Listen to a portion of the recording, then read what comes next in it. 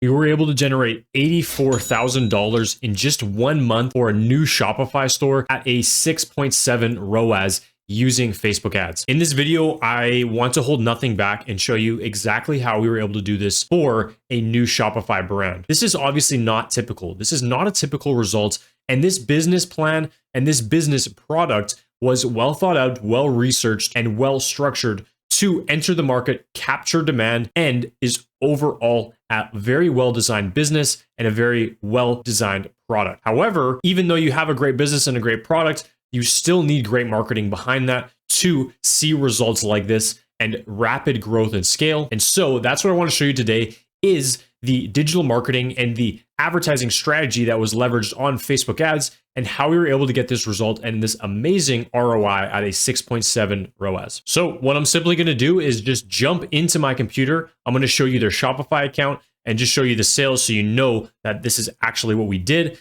And then I'm going to jump into the ad account and show you the simple advertising structure that we used in the Facebook advertising account, the ads that we used, and the structure so that you know how we did this and you can hopefully achieve similar results. So let's go ahead and jump into my computer and get into it. Okay, here we are in my computer. And as you can see in the last month, right? So this is October 1st to October 31st. We generated $84,473, and this is a 57% increase from the previous month in September. And yeah, I'll just refresh this so you can see, right? This is not a screenshot or anything like that, right? This is the actual results. And you can see here we have a 0.92% conversion rate, which is a 65% increase in the conversion rate as well over this time. About 13,000 people visit the website, and our average order value is $597. So that's another thing to note is although this conversion rate, right, isn't super high, you might find e-commerce brands with, a 1.5%, 2%, 3%, 4% conversion rates. Our conversion rate is not too bad, especially considering our average order value. Our average order value is very high, and this business does not have any lifetime value associated with their brand. They have a high value one-time purchase of a single product, right? So we price that product very, very high. And because we do that, we have a lot of profit to play with, and we can spend a lot to acquire those customers. And as you can imagine, with these conversion rates, even though that we're sending traffic for the same relative cost as we normally would when running Facebook ads, our high average order value or high purchase conversion value is a lot of the reason that has resulted in that really high purchase conversion, is a lot of the reason that our ROAS is so strong, which we'll get into in a moment here. So let's go into the ads manager now. We are in the Facebook ads manager, as you can see here. And over this time, as you can see, we had 2 campaigns spending, right? That's all that we had was just these 2 campaigns spending. So I'm going to highlight these and narrow it down to these 2 campaigns here, filter by selection. As you can see, we spent $10,000, 174 to generate almost 1 million impressions, 991,000. Right, we reached almost 169,000 unique people. Our frequency was a 5.86, so pretty high frequency on these ads, but obviously Facebook knows that we have to show these ads multiple times to people to get them to convert. And so it did a really great job of doing that. We just let Facebook kind of do its thing. CPM is about $10, which is pretty average. Our link clicks were 8,686. Our click-through rate was 0.88%, which if you know anything about CTR, link click-through rate, that's not the best CTR in the world. However, it worked very well for us because of our high average order value, and our conversion rate allowed us to do that. Our cost per click was $1.17, which is not bad. And then we had 336 add to carts, 284 checkouts, and 113 purchases. Now that's honestly a little bit skewed. We're going to have more purchases and more add to carts and everything like that than we're actually seeing, right? What's a more accurate number is everything in the back end of Shopify. Since Facebook ads is really the only platform that's sending traffic and getting attention on this brand, we can effectively assume that all of this purchase conversion value was generated from Facebook ads. However, in the sake of this video, right, as you can see here, our total purchase conversion value was 68,000, resulting in a 6.71 ROAS. But again, honestly, if you take what we spend, so 84,000 divided by the total like 10K number right here, we are honestly spending at like an 8 ROAS, but for sake of this video, I just put a 6.71 ROAS. So that's something to note as well, is your ROAS number never is going to line up with your Shopify number. Typically, your ROAS reported number is going to be less than, especially when looking over a longer time frame, because of the delayed attribution. Because of the delayed attribution and people opting out of tracking, resulting in the skew of the data here. So I'm just going to make myself a little bit smaller right here. And as you can see here, we have the hold rate, which is how long people watch through to the end of the video, the hook rate, which is 5%, and our AOV is $604, and our conversion rate is 1.4% from Facebook ads. So that is the results for you there. Now, again, as you can see here, we have two different campaigns, and the main one that I want to focus on is just this one that's currently turned on.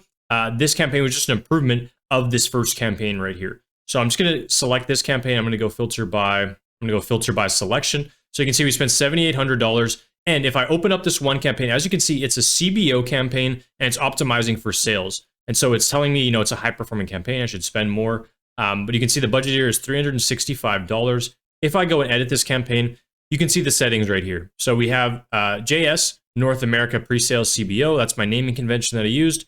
Auction. Our campaign is optimized for sales. We are using Advantage campaign budget right here. We are not using the advanced sales campaign. Just something to know. We are using a normal campaign with an advanced campaign budget. So when you create a new campaign, right? If you go to sales right here, and then you go continue, it'll say that you want to create an advanced plus shopping campaign. We're not using that. We're using a manual sales campaign. So with each of these ad sets, as you can see here, our top 001 campaign has spent the most at $4,800. And if I scroll over right here, you can see it generated 4.85 ROAS. And some of these other campaigns have also generated a very strong ROAS of 15, 9, and 5. Now, if you're wondering why these ones are turned off right here, we were running a sale and a promotion launch campaign for these new products, which subsequently has ended. So we have to pause some of these campaigns here, but I'll narrow down into this campaign here, which has generated the strongest ROAS, resulting in a 9.75 ROAS right here. And as you can see, this product is optimized for musicians, people in bands, DJs, anybody who does live music. And so we have our targeting set to these different musician bands. So I'm going to open up this campaign right here and show you the targeting. So for 001, again, this is just the naming convention is just to track, you know, the different types of ad sets that we're running. And so 001 is the first test that we're running. 002 is the second, etc. So for this, we have 18 plus, and then those are some of the other additional settings. I'll scroll down here. We have maximize number of conversions. We have the pixel right here. We have the purchase conversion event. We keep on scrolling down here. You can see we're targeting Canada and the US, 1865 plus, all genders. And then we're using a very broad split interest, targeting everything that we know that's related to our ideal customer profile. So we have AKG acoustics. We have a ton of different musicians, a ton of different guitars, guitar applications, Fender. We keep on scrolling down here. Gibson, different guitar brands, right? Lots of different stuff, all related to guitars and different audio for musicians and guitarists and bands. And so that's really all the targeting that we did there. And then we have this at Advantage plus placements. So we're leaving the placements at all open. And this is what's working best for us, right? It's pretty broad targeting, as you can tell, but we're giving Facebook, right, pretty good signals as to what our ICP is going to be interested in. We're not just giving them no targeting at all. We're giving them a really broad range of interests so that it knows who to target. Now, each of these different ad groups has a different targeting setting or a different ad in it. And so a lot of these, as you can see here, are targeting different locations, like different feeds, and have different ads within them. Now, if I open up this ad right here, what you can see is we're running a DCA and a dynamic creative ad. As you can see here, we're running a dynamic creative ad for this, which means that we're able to upload multiple images and multiple creative and giving Facebook the freedom to test around and play with those variables to find the most optimal advertisement for these campaigns. So this is the actual ad itself. As you can see here, right, we have the brand name itself. We have the products, 30-day guarantee, plug and play, 25% off all pre-orders. So a really awesome offer here. The headline speaks to the actual offer itself, which is design your own lights show in minutes, right? That's the main benefit that people are wanting to benefit from this product. It helps you design a light, so it saves you a ton of time and money as well. And then we have our copy right here, which does relate to our target ICP of DJs, musicians, streamers, and music venues as well. So we're calling out our audience, we're including the main benefits, and then we're making our ad very on brand with a very clear benefits and call to action. And that's really it. We tested a lot of different angles. We sent that traffic to a website that was also on brand with the benefits, and it all worked out with the conversions as you see. And again, the advertising strategy really isn't the main winner of this. Obviously, we did execute this very, very well. We designed some really amazing creatives, some really great copywriting, right? But ultimately, the product is really amazing. The ICP, the customer that we're targeting, is very clear. And so we were able to create a very compelling advertising campaign, given those variables, given the foundation that we're on, to build and execute and get these results like $84,000 in one single month, right? So it's not magic, right? But there is a lot that goes into this, not just the advertisements, but it's the blending of an amazing product, amazing business with great advertisements. So hopefully that gives you a good idea of how this was ran. I'll give you one more demo here at the top advertisement. So essentially what we're doing when we are testing these different campaigns with DCAs is once we find an ad that works very, very well, we're taking those ads and we're putting them into this DCA campaign, which has all of our top performing ad units in here as solo standalone advertising units. So that's a pro tip here. When you create a CBO campaign, create a top campaign that you can then import, keep all of the engagement and import those top ads into this campaign here. As you can see, we have a few top performers here, like this one and this one right here that have generated a very strong ROAS for us.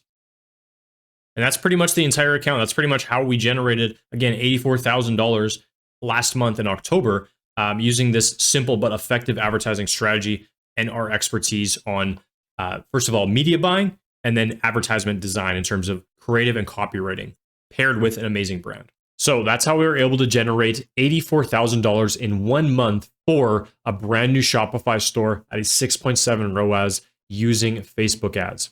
Now, again, it doesn't look complex and it doesn't need to be complex. What really made this business sing and make it explode and grow so quickly was the product itself and the brand. This business was well researched, ran a Kickstarter campaign, and has a very specific target market that we could reach out to, solving a very specific and very painful problem for that demographic. And so it's no wonder that we were able to get such amazing results. When you pair an amazing business, amazing product with stellar marketing, you can get amazing results like this. So with that, I hope you enjoyed the video. Please make sure to hit a like on the video if you did enjoy. It really helps a small channel like mine grow and reach more people. Also, make sure to hit that subscribe button so you don't miss out on any of the latest content coming out around digital marketing and digital advertising on my journey, growing my own agency and scaling companies to 7 and 8 figures. Until the next one, guys, have an amazing rest of your day.